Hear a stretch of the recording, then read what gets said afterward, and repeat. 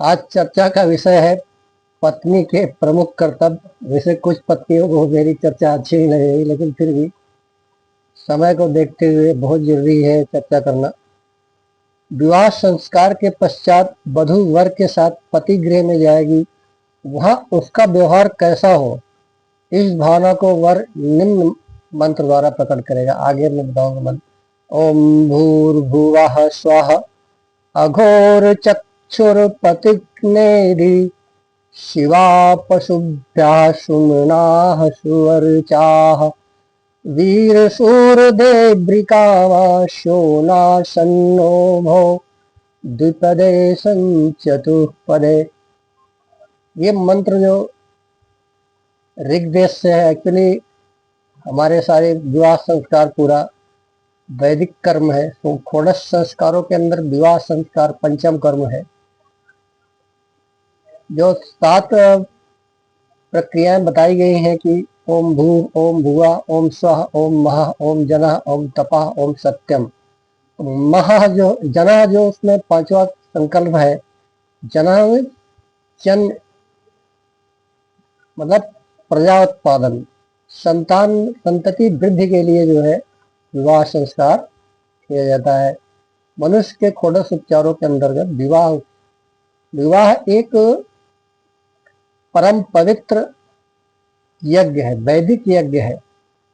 वो केवल जश्न नहीं है, केवल बैंड बाजा बजाना और हलवाई बुक करके खाना खाना और बाकी सब चीजें ताम झाम करना, उन सब के बिना काम चल सकता है। लेकिन विवाह में वैदिक संस्कार जो है, वैदिक संस्कार हवन, अगर हवन को विवाह संस्कार से अलग कर दिया जाए, विवाह में कुछ भी बचता नहीं है। यद्यपि सप्तपदी सबसे ज्यादा महत्वपूर्ण इंपॉर्टेंट है। सप्तपदी यानी सप्तपदी सब वो अग्नि के मतलब अग्नि के प्रदक्षिणा के बाद ही मतलब वो सब कुछ किया जाता है। तो हवन और बाकी सब चीजें, विवाह एक वैदिक संस्कार है और उसको जिस लिए हमने विवाह का आयोजन किया है, जो हमारा टारगेट था, उस टारगेट पे हमको रुकना चाहिए। बाकी ताम झाम के पीछे नहीं भागना चाहिए। पहले पंडित जी के सारे संस्कारों को ध्यान से करवाना चाहिए। ये नहीं बोलना चाहिए कि पंडित जी थोड़ा जल्दी कर दो। जल्दी कर देंगे तो पंडित जी जल्दी उसका परिणाम आपको जल्दी ही भुगतना पड़ जाएगा।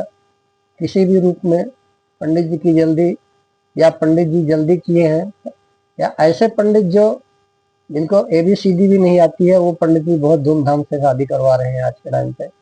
उनके भी कर्मों का रिजल्ट सामने आ रहा है। बहुत सारी पब्लिक मैं देखता हूँ, बहुत सारे आते हैं, पंडित जी तलाक है, पंडित जी लड़की घर नहीं जा रही है, कुछ उपाय बताओ। तो उन सब चीजों का बहुत ध्यान से करना चाहिए। विवाह एक परम पवित्र संस्कार है, वैदिक यज्ञ है। और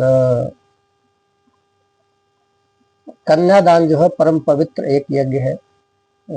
तो इसको बहुत ध्यान से, और पंडित जी का चुनाव और पंडित जी के कर्मों को कभी मतलब नेग्लेक्ट नहीं करना चाहिए। तो इन मंत्रों का भाव जो है, ओम भूर्भुवः स्वः अघोर चक्षुर्पतिग्नेधि शिवा पशुभ्यः सुमनाः सुवर्चाः वीर शूरदेवृकामाशो नासन्नो भव द्विपदे संचतुष्पदे। ऋग्वेद के 10वें अध्याय का 84 सूक्त का 44वां मंत्र। पति से विरोध न करने वाली हे वरान ने, सच्चिदानंद स्वरूप परमात्मा की कृपा और अपने पुरुषार्थ से तू सबके साथ प्रेम में व्यवहार करने वाली हो। पशुओं के लिए कल्याणकारी बन। पशुओं के लिए, मनुष्यों के लिए तो बनना ही बनना है, पतिदेव के लिए, उनके परिवार के लिए, पशुओं के लिए भी कल्याणकारी बन। पवित्र अंतःकरण से युक्त और सदा पुष्प की भांति हंसते और मुस्कुराते हुए रहना। शुभ गुणों, तेज और विद्या से सुप्रकाशित रहना। वीर पुत्रों को जन्म देना। जबकि हमारे वेद 10 पुत्र या संतति के बारे में बताता है, लेकिन फिर भी जो योग्य संतान, जिनका पालन पोषण जितना किया उसके उतनी ही संतानें पैदा करना चाहिए। कीड़े मकोड़ों की तरह इधर उधर घूमने के लिए संतानें नहीं पैदा करना चाहिए। तो क्योंकि ये बहुत ही पवित्र कर्म है, इसको बड़ा प्यार से करना चाहिए और अच्छे से करना चाहिए। संक्षेप में घर के मनुष्यों और पशुओं सबके साथ ऐसा व्यवहार करना कि सबको सुख की प्राप्ति हो। पत्नी इसका उत्तर देती है और वह भी क्रियात्मक रूप में वर और वधु दोनों यज्ञ कुंड की प्रदक्षिणा करके अपने आसन में बैठते हुए कन्या कहती है, ओम प्रमेपतियान पंथा कल्पतागुम शिवा अरिष्टापतिलोकम गमेयम। मतलब मुझे कहने का मतलब यह है कि आज से मेरे पति का जो मार्ग है वही मेरा मार्ग है। आप हे पति देव, आप जैसा मुझे आदेश देंगे उसका पालन करूंगी, जिससे मैं सुख पाती हूँ, निर्विघ्न होकर मोक्ष को प्राप्त करूंगी। पत्नी ने परिक्रमा में पति के पीछे चलते हुए भी यही भावना व्यक्त की है कि मैं सदा आपकी अनुगामिनी रहूंगी, मैं सदा आपकी आज्ञाओं का पालन करती रहूंगी।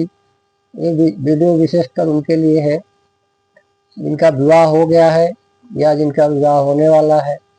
जिनका विवाह हो गया है वो भी थोड़ा समझें और इस